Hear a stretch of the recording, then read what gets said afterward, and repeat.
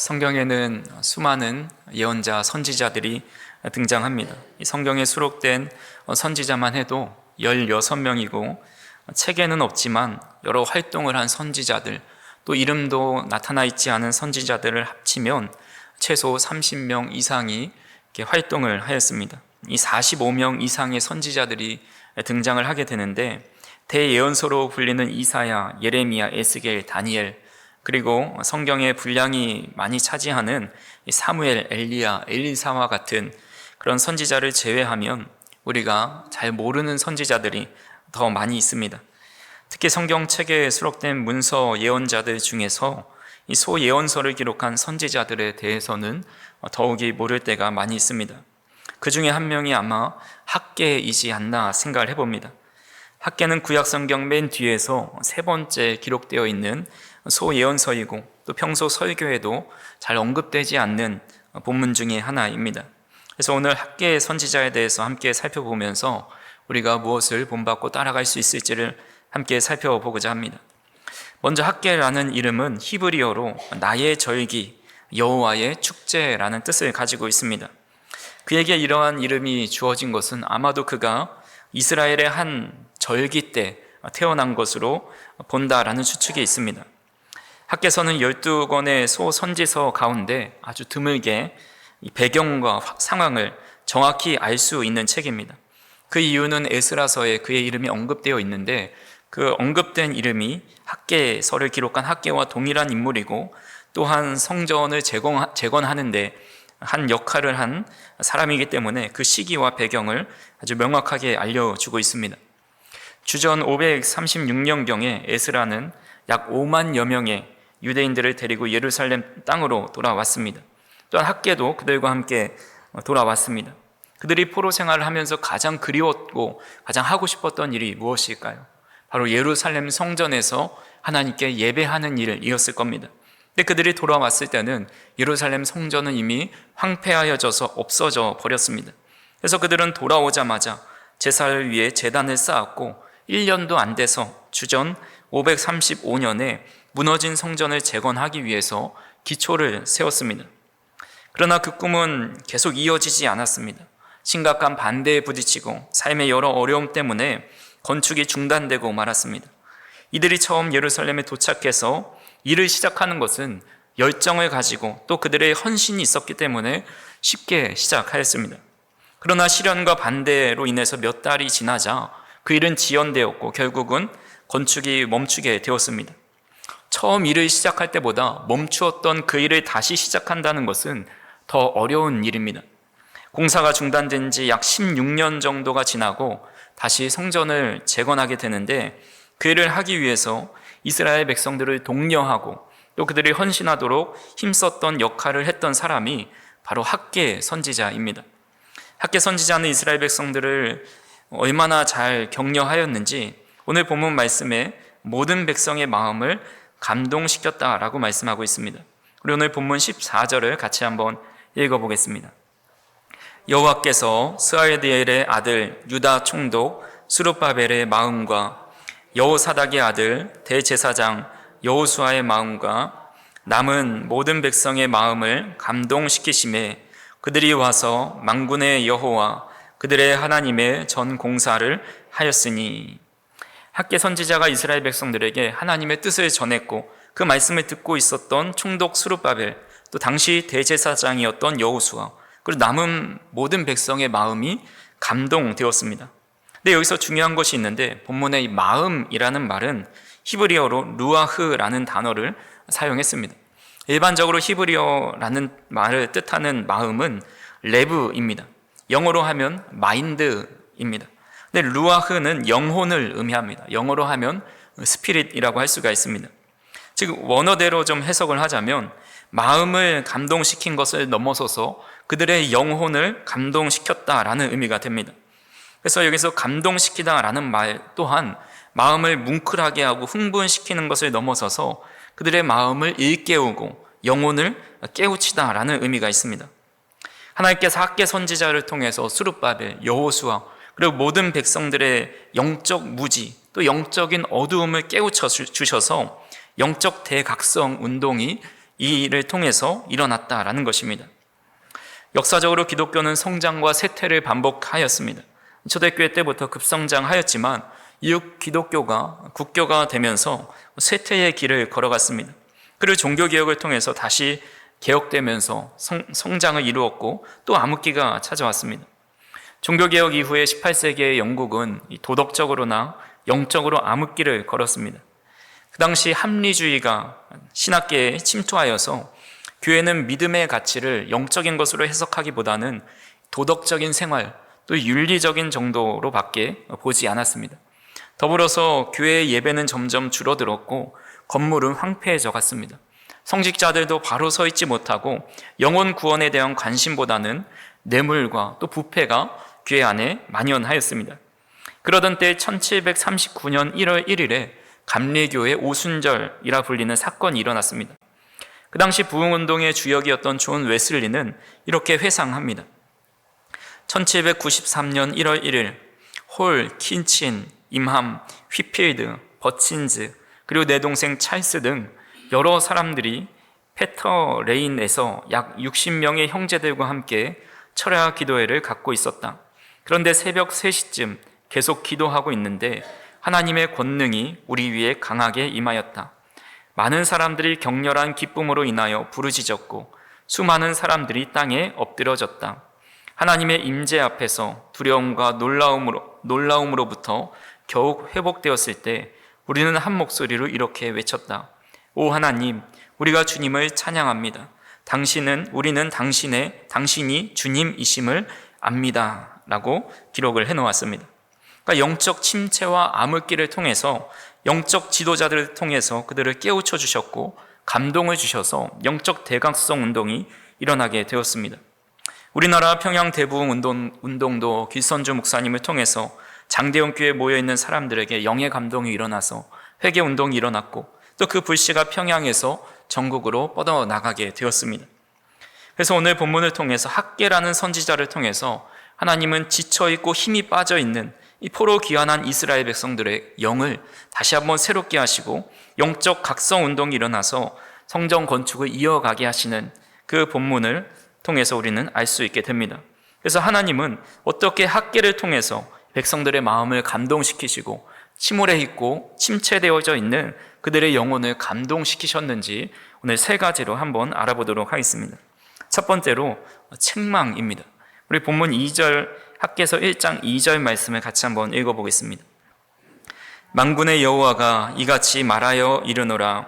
이 백성이 말하기를 여호와의 전을 건축할 시기가 이르지 아니하였다 하느니라. 하나님께서 이스라엘 백성들을 내 백성이라 부르지 않고 이 백성이라고 부르고 있습니다. 하나님은 가끔씩 이스라엘 백성들을 향해서 내 백성이라 부르지 않고 마치 자신과 관계가 없는 사람처럼 그렇게 부르실 때가 있습니다. 그때는 보통 하나님과의 언약적인 관계가 무너졌을 때, 죄 가운데 빠져 있을 때, 불순종과 배역의 상태에 있을 때 그런 표현을 사용하십니다. 우리가 잘 알고 있듯이 금송아지 사건 때 하나님께서 이스라엘 백성들을 이렇게 책망하십니다. 출애굽기 32장 7절에 보시면 여호와께서 모세에게 이르시되 너는 내려가라. 내가 애굽 땅에서 인도하여 낸 내 백성이 부패하였다라고 말씀합니다. 하나님 자신의 백성이라 말하지 않고 모세 너의 백성이 부패하였다라고 말씀하시면서 마치 하나님과 관계없는 사람처럼 대하고 있습니다. 호세아 선지자에게도 이렇게 말씀합니다. 호세아 1장 9절에 보면 여호와께서 이르시되 그의 이름을 로암미라 하라. 너희는 내 백성이 아니요 나는 너희 하나님이 되지 아니할 것임이라 라고 말씀합니다. 로암미는 내 백성이 아니다 라는 뜻입니다. 이스라엘이 영적으로 타락하여서 우상 숭배에 빠져 있을 때, 하나님과 멀어져 있을 때 하나님은 그를 내 백성이 아니라 내 백성이 더 이상 아니다 라고 말씀하고 있습니다. 오늘 본문도 마찬가지입니다. 하나님께서 약속하신 대로 70년 만에 이스라엘 백성들이 예루살렘으로 귀환하였습니다. 어떤 힘이 센 제국은 절대로 그 포로를 내어주지 않습니다. 자국으로 돌려보내는 것은 흔치 않은 일입니다. 우리가 잘 알고 있듯이 이스라엘 백성들이 애굽 땅에서 종살이 할 때에 애굽 왕 바로는 그들을 놓아주지 않으려고 안간힘을 썼지만 결국 하나님께서 10가지 재앙을 통해서 그들이 출애굽하게 되었습니다. 근데 본문에서 이스라엘 백성들이 예루살렘으로 귀환한 것은 고레스 왕이 어떤 재난을 당하고 하나님께서 강력한 힘을 발휘하셔서 어쩔 수 없이 돌아간 것이 아닙니다. 그리고 100명도 200명도 아니라 5만 명 정도의 사람들이 돌아온 것은 이런 일은 평소에 일어날 수 없는, 역사적으로 일어날 수 없는 일이라는 것입니다. 근데 어떻게 이런 일이 일어났는지 에스라 1장 1절에 이렇게 말씀하고 있습니다. 같이 한번 읽어보겠습니다. 바사왕 고레스 원년에 여호와께서 예레미야의 입을 통하여 하신 말씀을 이루게 하시려고 바사왕 고레스의 마음을 감동시키심에 그가 온 나라에 공포도 하고 조서도 내려 이르되. 이스라엘 백성들이 포로로부터 귀환하게 된 가장 결정적인 이유가 바로 하나님께서 고레스 왕에게 마음의 감동을 주셨기 때문입니다. 이스라엘 백성들이 자력으로 귀환한 것이 아니라 전적인 하나님의 개입과 섭리와 은혜였다라는 것입니다. 처음에는 그 은혜에 감사해서 그들은 오자마자 하나님 앞에 단을 쌓고 제사를 드립니다. 그리고 나서 예루살렘 성전을 건축하지만 그 마음은 오래 가지 않았습니다. 그래서 16년 동안 공사를 중단하게 됩니다. 근데 그들이 성전 건축을 중단한 이유가 있습니다. 2절 말씀에 보시면 이 백성이 말하기를 여호와의 전을 건축할 시기가 이르지 아니하였다라고 말을 합니다. 이것은 그들이 아직 때가 되지 않았다, 아직은 힘드니까 나중에 해야겠다라는 핑계를 대고 있는 것입니다. 이것이 가장 좋고 편리한 핑계 중에 하나입니다. 누군가 그래도 우리 지금 힘들더라도 성전을 건축해야 되지 않겠습니까? 기초를 놓았으니까 그래도 시작이 반이라고 나머지 반을 힘써서 건축해야 되지 않겠습니까? 라고 건의를 했을지도 모릅니다. 하지만 그때마다 아직 때가 아닌 것 같습니다. 우리의 형편이 조금 더 좋아지면 그때 합시다 라고 말하면서 점점 그 날을 미루는 것입니다. 그러면서도 이스라엘 백성들이 어떻게 살았는지 4절에 이렇게 말씀하고 있습니다. 같이 한번 읽어보겠습니다. 이 성전이 황폐하였거늘 너희가 이때에 판벽한 집에 거주하는 것이 옳으냐. 판벽하다라는 말은 벽과 지붕을 가리킵니다. 즉 완전한 건축물, 완전히 완공된 집을 의미하는 겁니다. 만일 그들이 정말 힘들고 어떠한 일도 할 수 있는 힘이 남아있지 않다고 한다면 그들 또한 판벽한 집에서 살지 못했을 것입니다. 그러나 그들은 벌써 자기들의 집을 다 꾸며놓고 완벽히 완공된 집에서 살고 있으면서 아직 때가 되지 않았으니 좀 더 미룹시다 라고 말을 하는 것입니다. 하나님께서는 그들의 이런 태도를 책망하시는 겁니다. 온갖 핑계를 대면서 하나님의 일은 미루지만 이미 자신의 일들은 다 할 것을 하면서 살아갑니다. 차라리 솔직하게 아직 성전 건축할 마음이 없습니다, 그냥 제사만 드릴 수 있는 성막만 만들어 놓고 예배를 드리면 어떻겠습니까? 라고 솔직하게 이야기하면 좋을 텐데 마음은 있지만 마치 상황이 안 돼서 할 수 없다라는 핑계를 대는 그들을 책망하시는 것입니다. 과거 포로에서부터 돌아와 황폐한 예루살렘을 보았던 이스라엘 백성들이 얼마나 피곤하고 지쳐있고 힘들었겠습니까? 하지만 그렇게 힘든 중에서도 그 돌아오게 하신 은혜에 감사하면서 성전의 기초를 놓았습니다.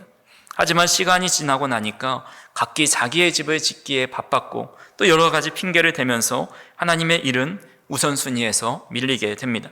그리고 아직은 형편이 좋지 않다고, 아직 할 일이 너무 많이 있다라는 핑계를 대게 됩니다. 영적인 침체가 찾아오고 귀찮음이 찾아올 때 가장 먼저 나타나는 형상이 바로 이런 모습이지 않나 생각을 해봅니다. 여러 가지 핑계를 대고 미루게 됩니다. 그런 이스라엘 백성들에게 하나님은 이렇게 말씀하십니다. 5절과 7절에 동일하게 말씀하시는데 그러므로 이제 만군의 여호와가 이같이 말하노니 너희는 너희의 행위를 살필지니라. 또 7절에 보니까 만군의 여호와가 말하노니 너희는 자기의 행위를 살피라 라고 말씀하고 있습니다. 하나님은 2번이나 너희는 자기의 행위를 살펴보라고 책망하십니다. 사람은 본성상 칭찬에는 민감하지만 책망에는 둔감해합니다.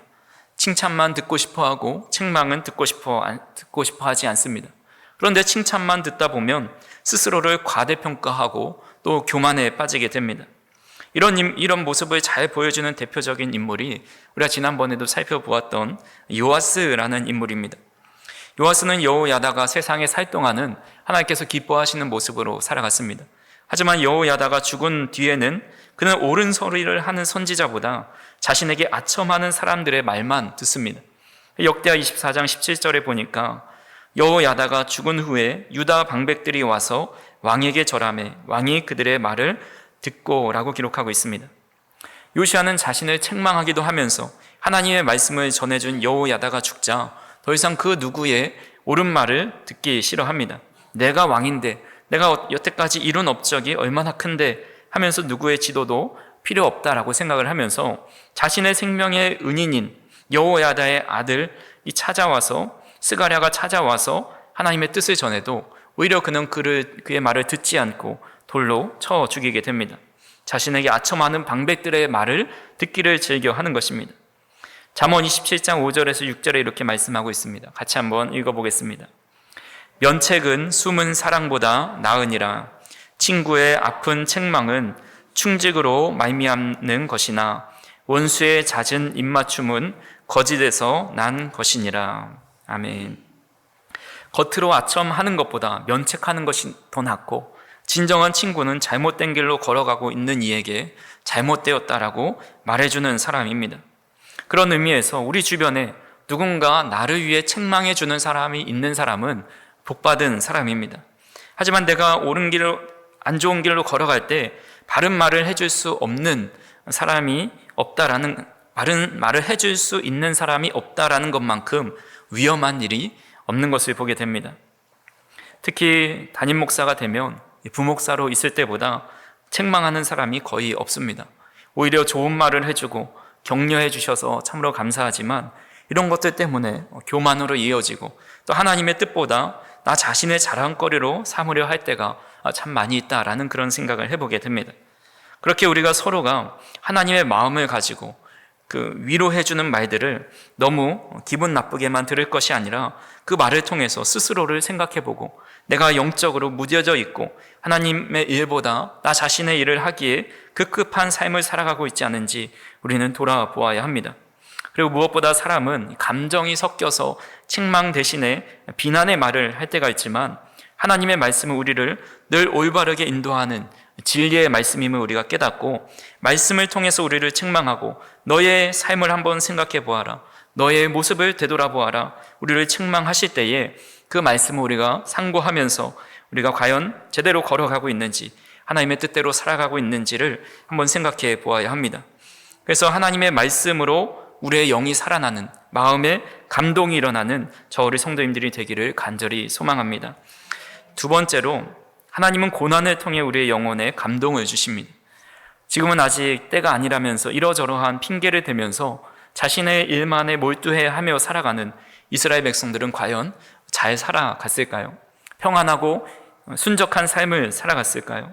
그렇지 않음을 1장을 통해서 잘 알 수가 있습니다.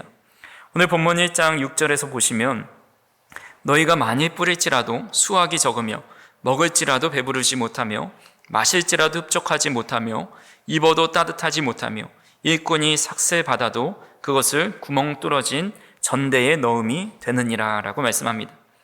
또한 9절에서 11절에 보더라도 너희가 많은 것을 발았으나 도리어 적었고 너희가 그것을 집으로 가져갔으나 내가 불어버렸느니라. 나 만군의 여호와가 말하노라.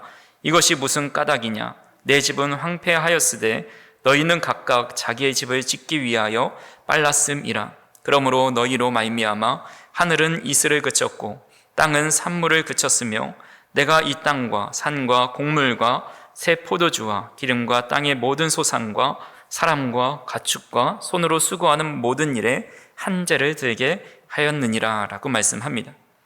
그들은 자신의 삶을 위해서 열심히 최선을 다해 살아보았지만 결국 그들의 열심이 풍족한 열매를 맺힌 것도 아니고 가축들이 많이 늘어난 것도 아닙니다. 오히려 흉년이 계속되었고 땅의 모든 소산과 가축과 손으로 수고하는 모든 일이 허사가 되었습니다. 그래서 시편 기자는 이렇게 고백합니다. 시편 127편 1절에서 2절을 같이 한번 읽어보겠습니다. 여호와께서 집을 세우지 아니하시면 세우는 자의 수고가 헛되며 여호와께서 성을 지키지 아니하시면 파수꾼의 깨어있음이 헛되도다. 너희가 일찍이 일어나고 늦게 누우며 수고의 떡을 먹음이 헛되도다. 그러므로 여호와께서 그의 사랑하시는 자에게 잠을 주시는도다. 아멘. 아무리 사람이 수고해도 하나님께서 집을 세우지 않으셨다면 세우는 자의 수고가 헛되고, 아무리 파수꾼이 깨어 있어서 성을 지킨다 하여도 하나님께서 그 성을 지키지 아니하시면 파수꾼의 깨어 있음이 헛되다라고 말씀합니다.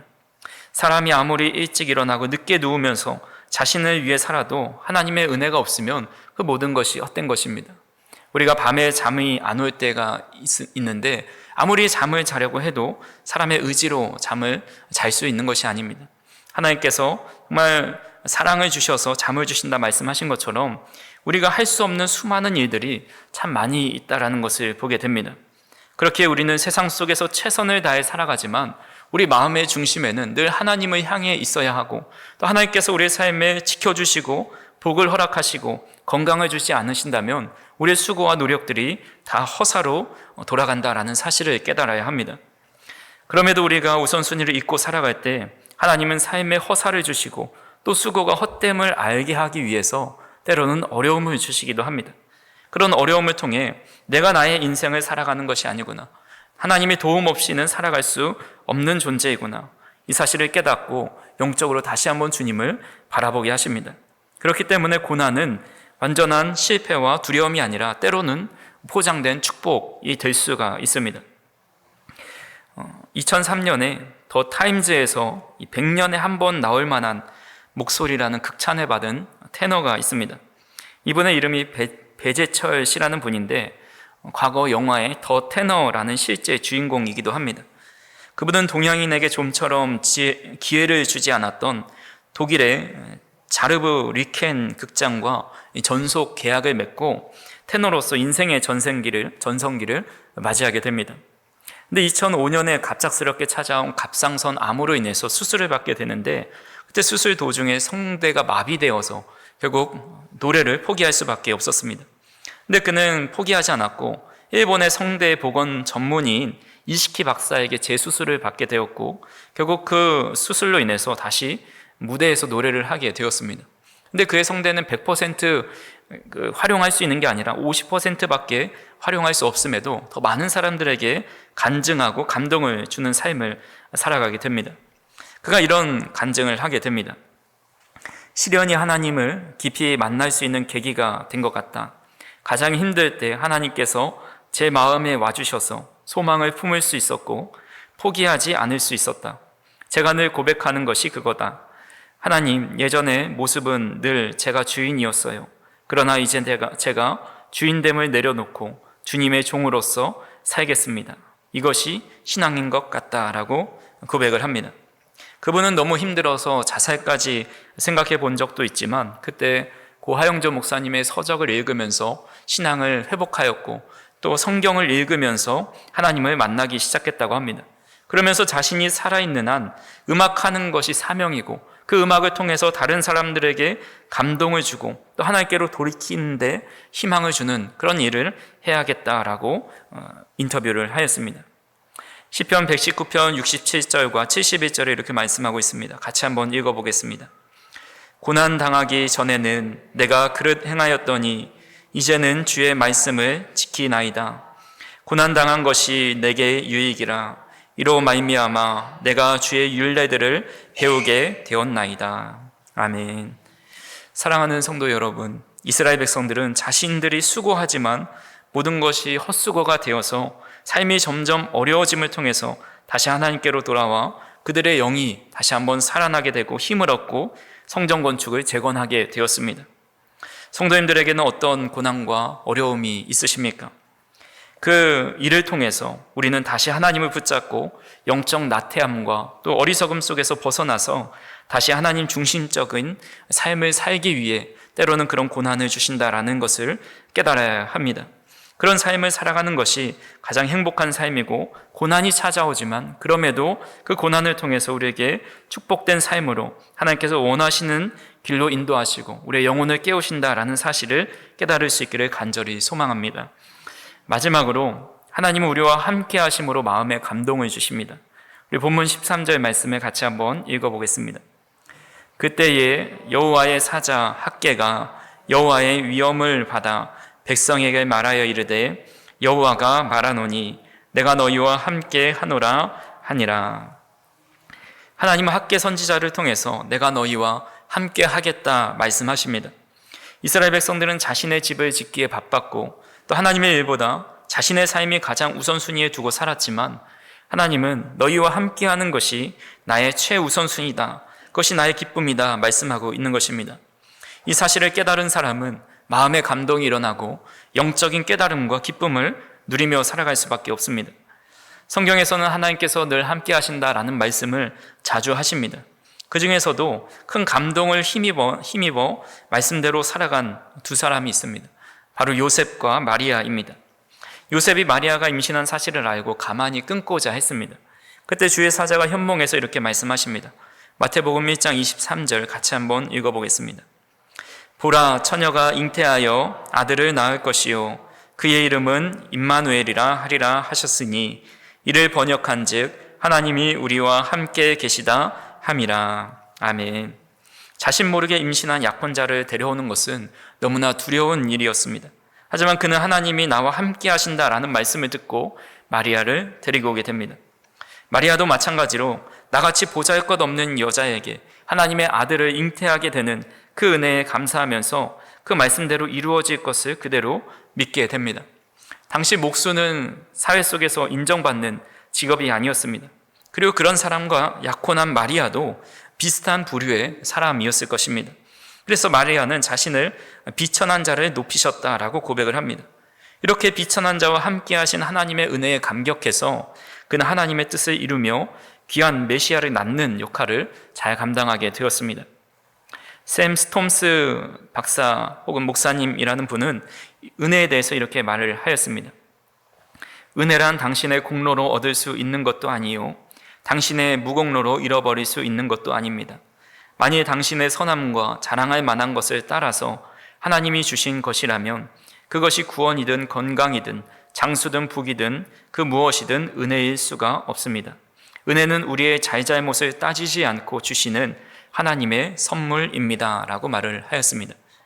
너무나 부족하여서 연약하지만 함께하여 주신다는 하나님의 은혜, 하나님께서 도와주신다는 은혜, 하나님께서 우리의 아버지가 되어주신다라는 그 은혜를 깨닫게 된다면 우리는 마음의 감동, 영적인 침체에서 벗어나 힘있게 일어나지 않을 수가 없다라는 것입니다. 우리는 하나님은 학개 선지자를 통해서 너희가 나를 잊어버렸지만 나는 너희를 잊어버리지 않겠다. 너희는 나를 떠났지만 나는 너희를 떠나지 않겠다. 너희는 너희의 할 일에 바빴지만 나는 너희에게 늘 너희는 나의 1순위다 말씀하심을 통해서 이스라엘 백성들이 마음의 감동이 일어나 영적으로 깨어나 16년 동안 멈춘 공사를 재건할 수 있게 되었습니다. 우리가 영적으로 깨어 회복하고 마음의 감동을 얻는 방법은 하나님께서 죄인과 같은 나와 함께 하신다라는 사실을 깨달을 때입니다. 나같이 하나님을 떠나려고 하는 죄인의 습성을 가진 자를 사랑하셔서 늘 함께 해주신 하나님의 은혜, 그 은혜를 누리고 받을 만한 조건이 하나도 없음에도 그 은혜 안에 들어가게 하신 그 하나님의 사랑을 깊이 깨달을 때에 우리의 영혼에 살아나고 또 우리의 영혼에 감동이 일어나 하나님의 뜻을 위해 살아갈 수 있게 된다라는 것입니다. 그렇게 간절히 바라기는 우리의 어떤 의로움이나 상태와 잘잘못을 따지지 않고 늘 함께 하시는 하나님으로 말미암아 우리의 마음에 감동이 일어나고 우리의 영혼이 다시 살아나는 은혜가 있기를 간절히 소망합니다. 말씀을 정리합니다.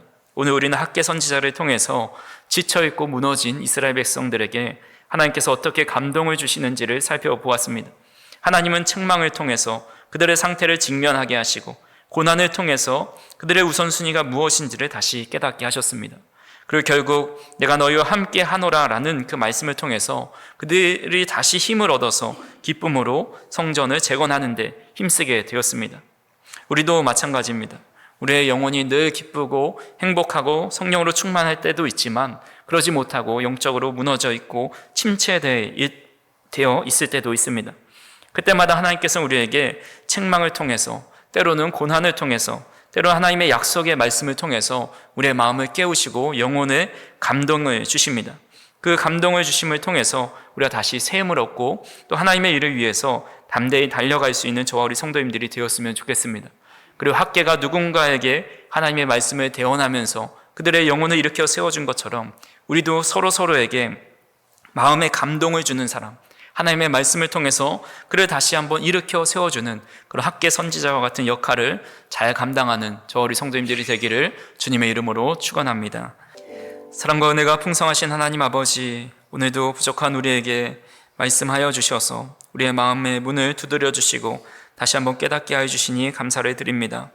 우리가 때로는 하나님의 일을 미루고 우리의 일에만 몰두하며 살아왔던 우리의 삶을 돌아보며 우리의 영혼을 다시 일으켜 주님께로 향할 수 있도록 인도하여 주시고, 때로는 주님의 책망하심을 통해서, 때로는 우리의 삶의 고난을 통해서 주님을 바라보고 또 주님을 더 갈망하고 주님께로 향할 수 있도록 인도하여 주시고, 어떤 상황에서든지 내가 너와 함께 하노라 라는 말씀을 통해 우리의 영혼이 감동을 얻고 우리의 영에 새 힘을 얻을 수 있도록 인도하여 주시옵소서. 우리가 잊고 살아가는 동안에도 결코 우리를 잊지 않으시고 늘 우리를 1순위로 여기시는 그 하나님의 사랑에 늘 감동할 수 있도록 인도하여 주시고, 그 감동으로 인해 남은 한 주간의 삶도 하나님의 뜻 안에 살아갈 수 있는 우리 모두가 되게 하여 주시옵소서. 또한 누군가에게 우리가 학계 선지자처럼 다른 사람의 마음에 감동을 주고 그의 영혼을 깨울 수 있는 역할을 잘 감당할 수 있도록 우리에게 능력과 힘을 더하여 주시옵소서. 감사를 드리며 예수님의 이름으로 기도하옵나이다. 아멘.